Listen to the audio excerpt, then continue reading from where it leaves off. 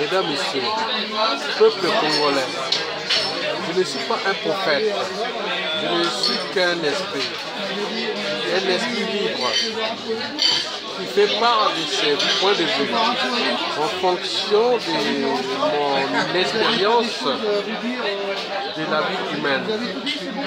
J'introduis ici la situation du Congo-Brazzaville, qui risque de devenir improbable, difficile et voire poudrière. Mesdames, Messieurs, peuple congolais, je vais ici faire le décryptage d'une poudrière France-Afrique congolaise annoncée. Pour info, je vous informe que tout est au rouge là-bas au Congo-Brazzaville. Il s'agit bien sûr d'un volcan que les scientifiques géologues l'ont souvent constaté dans les zones de subduction. La rencontre entre des plaques tectoniques, c'est des volcans explosifs que l'on rencontre dans les petites Antilles, dans les cordillères des Andes, et n'oublions pas dans le Pacifique et notamment autour de l'Indonésie, des Philippines et autres. Ces volcans sont explosifs. En réalité, le Congo-Brazzaville est une cocotte minute qui a été enfermée depuis déjà ces 22 dernières années par Sassou Nguesso et sa France-Afrique. Eh bien oui, c'est une bombe à retardement qui va d'ici peu de temps s'exploser. Cette bombe annoncée est d'abord endogène, c'est-à-dire congolaise, au niveau sociopolitique, socio-économique, humanitaire, ethnocentrique.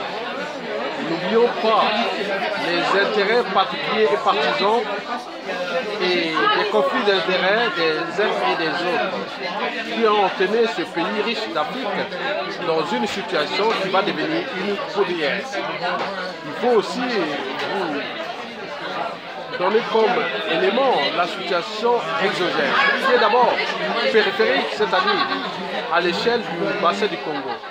Vous le savez qu'il y a eu un hold-up électoral au Congo-Brazzaville en 2016, puis au Gabon et au Tchad, et puis au Cameroun en 2018. Et n'oublions pas la République démocratisée du Congo. Nous sommes dans une zone qui est instable. Et dans cette info, je vous dis que si vous avez des familles, amis et connaissances qui doivent se rendre au Congo-Brazzaville d'ici la chute de Sassou Nguesso et après, je vous invite de ne pas prendre des risques parce que la situation là-bas est imprévisible. Mesdames, Messieurs, peuple congolais, ceci dit, alors qu'allons-nous constater d'ici peu de temps, pendant et après la chute inévitable et inéluctable du dictateur France-Afrique Denis Sassou Nguesso? Mesdames, Messieurs, peuple congolais, et savez-vous que dans 97% des cas, la chute d'un dictateur apporte toujours le chaos à son peuple? Ceux qui sont là pour l'entretenir, qui ont pu travailler avec lui, sont obligés de le protéger pour aussi éviter les chaos. Mais je vous annonce que dans ces 97% des cas, la poudrière est annoncée au Congo-Brazzaville. C'est que les Congolais doivent prendre conscience de cette situation que nous allons vivre d'ici peu de temps. Et n'oublions pas, dans l'espace et le temps, pendant la chute de ce dictateur en paix, qui a été dressé, entraîné, conditionné, et d'ailleurs sous emprise de ses donneurs d'ordre, contre son propre peuple, contre son pays, contre l'Afrique centrale, contre l'Afrique noire, il est là. Il s'appelle M. Denis Sassou Nguesso. Bien sûr qu'il cherche par tous les moyens dont il dispose de l'État congolais, qu'il a confisqué tous les moyens de l'État à son service, un être mortel qui va certainement s'emporter lui-même. Et n'oublions pas sa famille, son clan et autres. Vous savez que toutes ces choses-là, quand ça bouge, tout a changé. Mesdames et messieurs, mais oui, nous pourrons nous retrouver dans le chaos. Il est déjà annoncé. Ce chaos peut entraîner le Congo dans une situation d'abord d'une dictature qui pourra être militaire. Je pense que dans 30% des cas, cela est possible. Mais cette dictature peut se transformer aussi en dictature civile. Je vous l'ai dit que dans 30% des cas, c'est possible. Et enfin, si cela n'est pas possible, on peut se retrouver dans une situation de transition politique plus ou moins longue. Et je pense que c'est 30% des cas. Donc il reste enfin les 10% des cas dont on ne sait rien. En réalité, nous pourrons nous retrouver d'abord dans 100% des cas dans le chaos, dans 30% d'une dictature militaire qui pourra arriver, 30% des cas d'une dictature civile et dans 30% des cas une transition politique plus ou moins longue et enfin dans 10% des cas une situation dont on ne sait rien. Au final, oui, je vais d'abord traiter ou décrypter et gérer d'ailleurs ces chaos. Les chaos d'abord pendant la chute.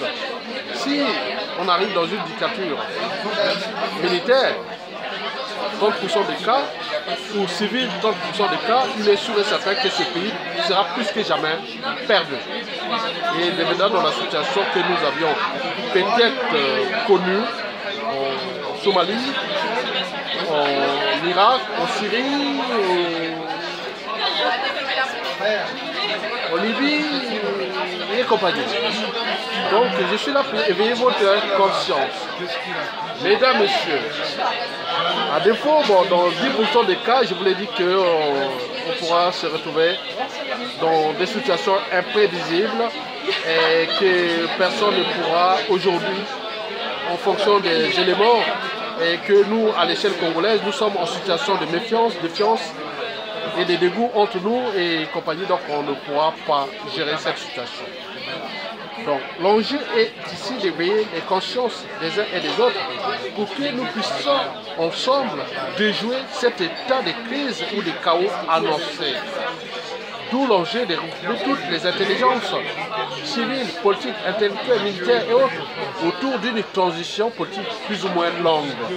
Et que nous pourrons ensemble gérer tous ces passifs ou ces passifs des uns et des autres qui ont consisté à déclasser d'abord ce pays et à engendrer toutes ces crises qui sont d'ailleurs du passé et d'actualité, qui sont sociopolitiques, économiques, humanitaires, des guerres, des génocides, des biens mal acquis et tout compagnie. Donc, ensemble, nous devons imposer la raison. Parce qu'il n'y a rien de plus élevé que la raison. Disait déjà Emmanuel Comte. Mesdames, Messieurs, peuple congolais, peuple d'Afrique noire, peuple du bassin du Congo, peuple du Congo-Brazzaville et Kinshasa, peuple du Gabon, du Cameroun, de la Guinée équatoriale, du Tchad, de la Centrafrique, du bassin du Congo, de l'Afrique équatoriale, d'Afrique noire, des zones de l'Afrique francophone, Afrique anglophone. Nous sommes là pour repenser ce dynamisme qui doit déjà commencer à l'échelle du bassin du Congo, dont le Congo-Brazzaville et le Congo-Kinshasa seront là au cœur des enjeux majeurs de respectabilité interraciale pour nous, peuples bantous d'Afrique et autres, mais aussi des intérêts majeurs que nous sommes là dans le bassin du Congo, le plus riche du continent, qui va certainement modifier tous ces bouleversements en cours et à venir.